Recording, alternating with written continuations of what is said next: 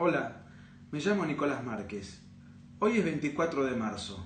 Nuevamente, como ocurre todos los años, las pandillas ideológicas, los empresarios de la memoria, mercaderes de los derechos humanos y todo el centrismo bien pensante nos van a imponer un relato que se acepta críticamente. De los grupos extremistas no me preocupa, son extremistas. Lo grave es que los socialistas prolijos, los radicales, los peronistas de buenos modales y los liberales institucionalistas de copetín van a repudiar. ¿Qué van a repudiar? El golpe militar del 76, es decir, van a repudiar el golpe que ellos mismos aplaudieron el 24 de marzo del 76. ¿Saben las nuevas generaciones? Y si sos de una nueva generación que no viviste la década del 70, quédate a escuchar un poco lo que te voy a comentar. ¿Vos sabías que el 24 de marzo del 76 unánimemente la sociedad pidió el golpe? Y si no era unánime, era casi unánime. Desafío a ver cuáles eran los diarios, cuáles eran los dirigentes políticos, cuáles eran los medios periodísticos, sindicales, etcétera, que advertían y se oponían a un posible golpe. Al contrario, todos clamaban por el golpe. Otra de las mentiras históricas es decir que había proximidad con las elecciones. ¿Sabes una cosa? No había campaña electoral. ¿Por qué no había campaña electoral? Porque nadie quería ir a elecciones. ¿Por qué no querían ir a elecciones? Porque nadie se quería hacer cargo de una situación inmanejable de guerra civil que estaba viviendo el país. ¿Por qué estaba el país viviendo guerra civil? Porque el Ejército Revolucionario del Pueblo, que tenía 7.000 combatientes, quería dominar y tomar la provincia de Tucumán para separarla del Estado argentino. Era la segunda organización guerrillera y terrorista más importante del país. La primera, como seguramente habrás escuchado nombrar, eran los montoneros. Entre ambas pandillas, o mejor dicho, entre ambos ejércitos irregulares, llegaron a tener 25.000 combatientes, a cometer más de 22.000 atentados entre 1969 y 1979. ¿Sabes qué hizo el peronismo? Poco. El peronismo gobernaba antes del gobierno militar. ¿Qué hizo para combatir a la guerrilla? Bastante poco. Primero puso al inútil de Cámpora, que duró 49 días y que el propio peronismo derrocó después de la matanza de Ezeiza, aquella trifulca peronista donde hubo 400 heridos. Después vino Lastiri como presidente transitorio, pariente de López Rega, el esposo de la hija de López Rega. ¿Sabés quién era López Rega, no? Un chamán, un gángster, mano derecha de Perón, que se dedicaba a matar gente y a hacer signos zodiacales. Después vino Perón, que a sabiendas de que se moría, nos dejó a la inútil de Isabelita como presidente de la nación. ¿Dónde conoció Perón a Isabel? En un cabaret. Perón fue como borrachín al cabaret. Isabel Perón era la bataclana que entretenía a los hombres bailando el caño. En un cabaret, cito en Panamá, que si mal no recuerdo era el famoso Happy Land Bar.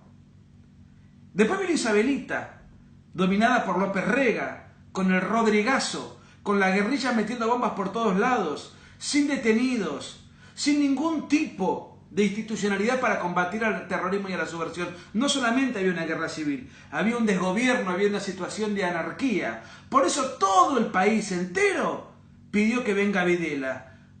Entonces, los sectores que hoy, 24 de marzo, van a repudiar el golpe, fueron los mismos sectores que un 24 de marzo, pero del 76, apoyaron a libro cerrado el golpe militar. No solamente lo apoyaron y lo aplaudieron y lo fomentaron, sino que además cogobernaron.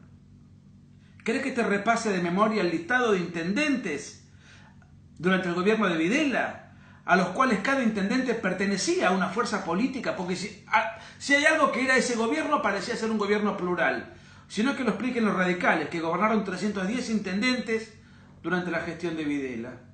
En mi ciudad, de donde yo soy, Mar del Plata, gobernaba el Partido Socialista.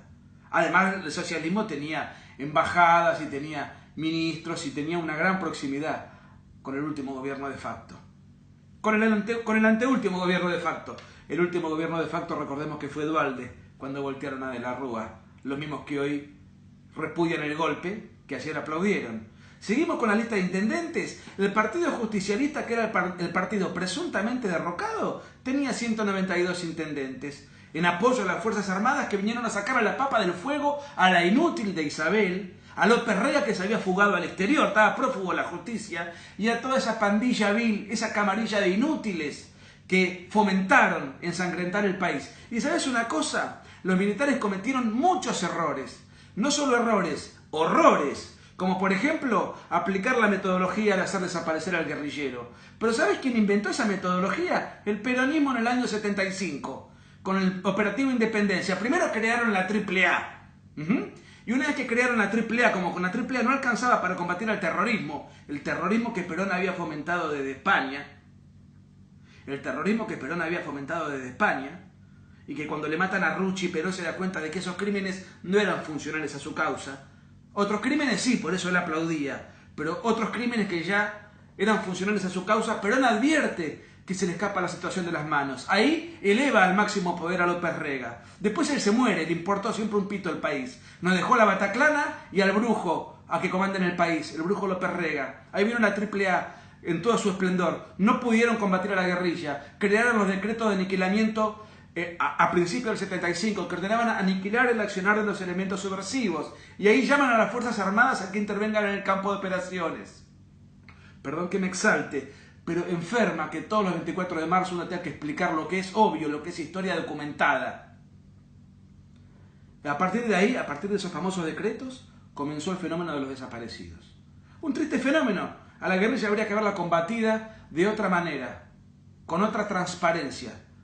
Este mecanismo irregular lo creó el peronismo. Desafortunadamente lo continuó luego el gobierno cívico-militar. Pero a la hora de investigar lo que pasó en el pasado, de juzgar lo que pasó en el pasado, no nos olvidemos que acá hay responsables de primer orden. Primero, los que iniciaron el caos, que fue la guerrilla. Segundo, los que combatieron pésimamente mal y diseñaron un pésimo plan para combatir a la guerrilla, que fue el peronismo. Tercero, fue la clase política que no quiso elecciones, que no quiso hacerse cargo de la situación tampoco como alternativa y que fue a golpear la puerta de los cuarteles. Y en cuarto orden, los militares, que si hay algo que no quisieron hacer en ese momento, fue un golpe. Trataron todo lo que pudieron de estirarlo. Está recontra documentado eso. Y después los militares tampoco supieron solucionar, combatir a la guerrilla como correspondía. Habría que haber dado otra transparencia.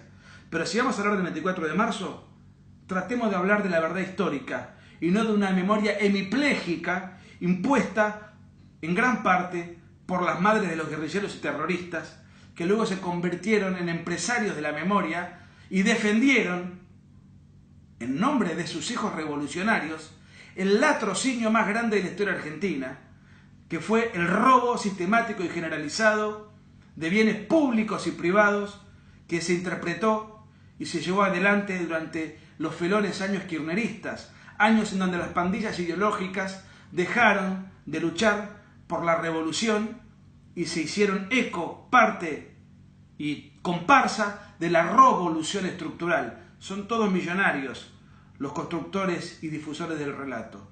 Hoy, 24 de marzo, no sé qué es lo que hay que festejar. Es un feriado turístico, que cada uno lo interprete como quiera. Yo, más que una interpretación, te cuento hechos documentados.